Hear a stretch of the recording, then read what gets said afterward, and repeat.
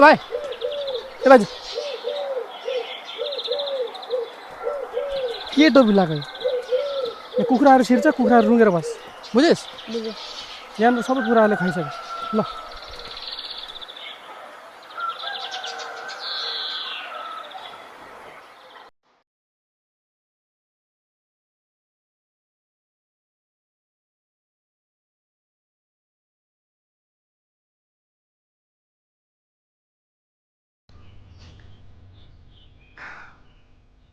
धन्न भनेको चाहिँ अलिअलि भन्छ यसले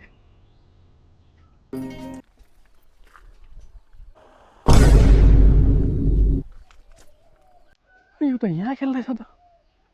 अनि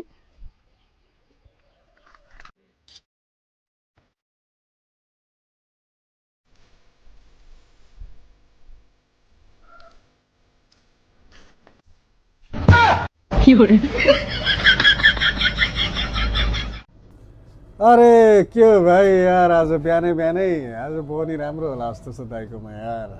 ए दाइ पनि भाइ एउटा भेनिलाको केक दिनु न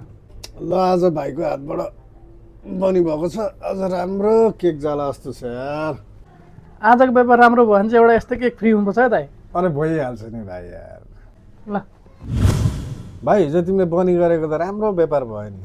हो र दाइ हो त आज पनि आएर बनी गरिदेऊ ल राजा दाइ आज त पैसा छैन यार के गरौँ बाँकी भए पनि बोनी गरिदेऊ नि त भाइ ल तुरुन्तै आइहाल्यो त ल दाजु ल ल ल ल हे भगवान् अब बोन्कीको लागि मलाई बोलाउने मान्छेहरूले लेभल कहाँ छ अब लेभल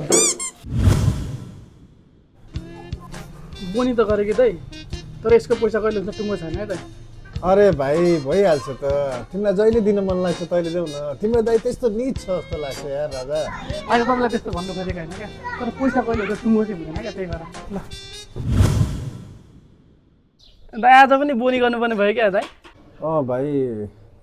आउनु दोकानमा एकछिन ल ल दाइ ल आज पनि बोनी गर्नुपर्ने भयो दाइ आज चाहिँ म यो साला पनाउँदी अस्ति तैँले बाँकी लगेर सबै मेरो त्यो दिन बाँकी गयो त्यो दिनको सबै बाँकीको पैसा उठाएर दे हेर मेरो दोकान रितिसक्यो बाँकी खानेको यहाँ सबैको नाम टिपेको छ जा उठाएर ले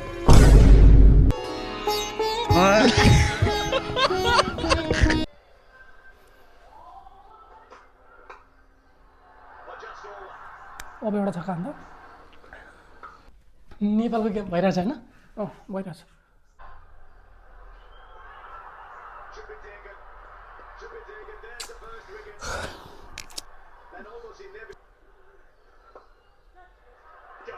फेरि आउट भयो फेरि आउट भक्कु भयो गर्छ त जब गिल्स पानी ल्याएर आइज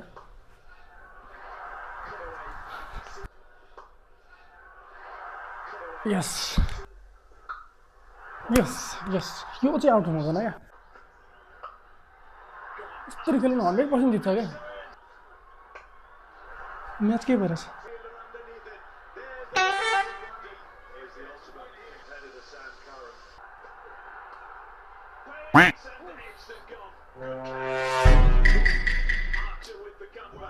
जा त त्यो पानी तताएर ल्याएर जान्छ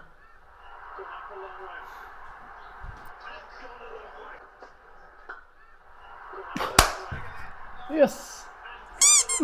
पानी तताएर ल्याएछ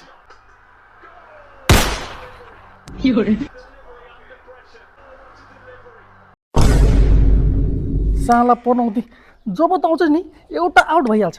अबदेखि आइज है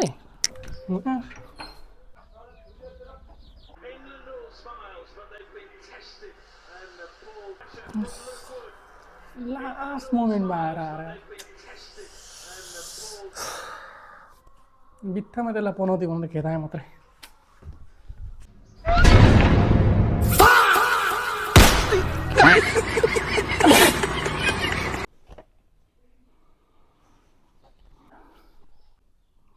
तपाईँको हजुरबुवाको नाम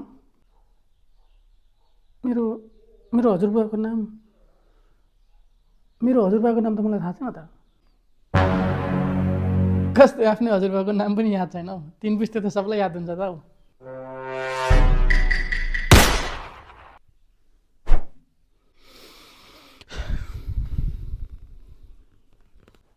सर यो हजुरबाको नाम अनिवार्य हो र हुन्छ तपाईँ जानुहोस् तपाईँ आउनुहोस्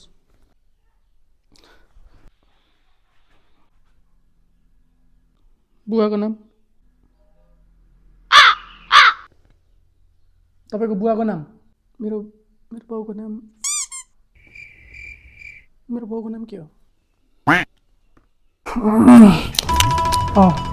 तँलाई पैसा किन चाहियो अरे बुवा मलाई त्यो एक्जाम अलिक खुलेर भन् मलाई त्यो एक्जामको क्वेसन पेपरको लागि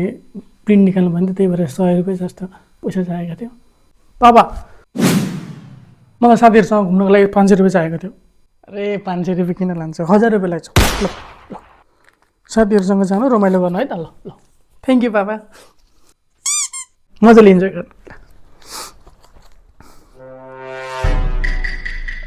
मलाई पैसा किन चाहियो अरे मलाई प्रिन्टको लागि 100 रुपियाँ जस्तो पैसा चाहिएको थियो प्रिन्ट गर्दा धेरै पैसा चाहिँदैन ल 50 रुपियाँ 10 रुपियाँ फिर्ता ल्याउने थिएँ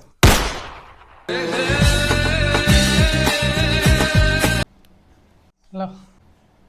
हाम्रो भान्जाको बेको लागि सपिङ भयो है खै केही किनेर ल्यायो के ल्याउनु र तिम्रो र मेरो लागि त हो नि यो पेन्ट चाहिँ मेरो लागि कतिमा किन्यौ महँगो रहेछ 4000 यति महँगो किन किनेको मेरो लागि के छ ल्याएको छु बाबा ल्याएको छु तिम्रो लागि पनि ल्याएको छु ल कतिमा किन्यौ 1200 न के भयो फेरि यति सस्तो किन किनेको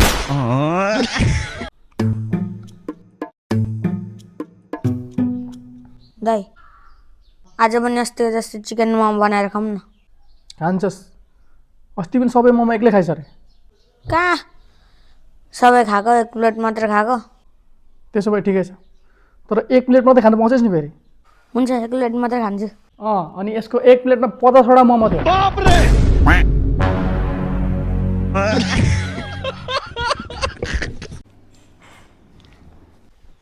सबै मोमो सकिस् सके अब जाऊँ एकछिन तेरो सबैभन्दा डिफिकल्ट सब्जेक्ट कुन हो नेपाली नेपाली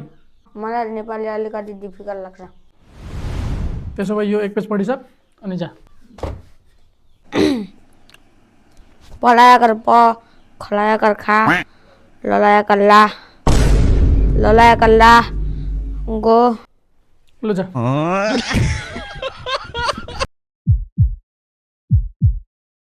हेर हाम्रो 2 वर्ष पछाडि झगडा अन्त्य हुँदैछ अब कुनै पनि झगडा हुने कुरा हामी नगर अब तेरो हरेक सुख दुःखमा साथ दिन्छु यो बाचा भयो अब तेरो दुःख मेरो दुःख तेरो सुख मेरो सुख ल ठिक छ त्यसो भए कफी खाऊ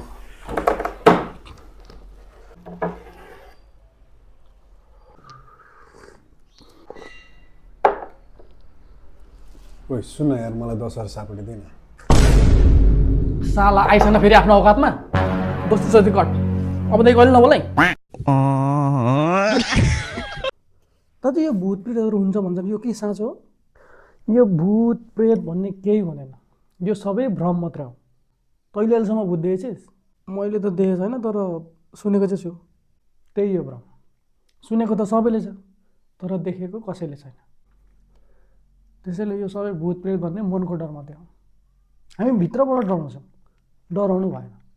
यता चाहिँ तपाईँको आज त्यो भाडा मात्र पालो छ ल ल म मात्र आइहाल्छु त्यही भएर भूत प्रेतसँग डराउनु हुँदैन